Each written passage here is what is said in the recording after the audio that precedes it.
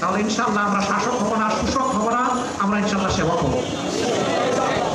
শপথ নেওয়ার দিন আমাদের যে সম্পদ থাকবে 5 বছরের মেয়াদ শেষে সেই সম্পদ বাড়বে না, সেই সম্পদ কমবে। ধোঁকা দিয়ে ক্ষমতায় যেতে চায় না বাংলাদেশ জামায়াতে ইসলামী।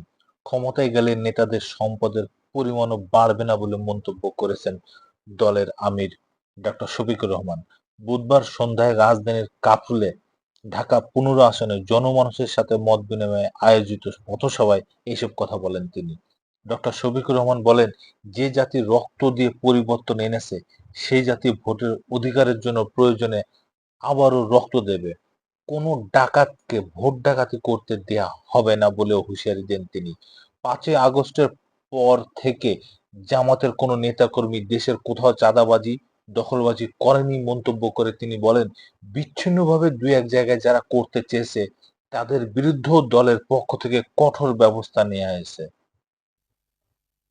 বাংলাদেশ বা একটা রাষ্ট্র যেখান থেকে নিয়ন্ত্রণ হয় ওখানেই সত্যিকারের প্রতিনিধি পাঠাতে হবে ইনশাআল্লাহ।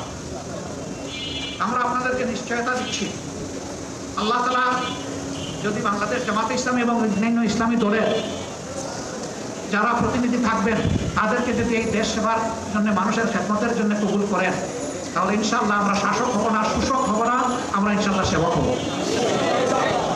শপথ নেওয়ার দিন আমাদের যে সম্পদ থাকবে 5 বছরের মেয়াদ শেষে সেই সম্পদ বাড়বে না, সেই সম্পদ কমবে। শুধু রাষ্ট্রের টাকায় ভালো কাজ করা যায় না, নিজেরও পরিশ্রমের টাকা থেকে কিছু ভালো কাজ করা উচিত।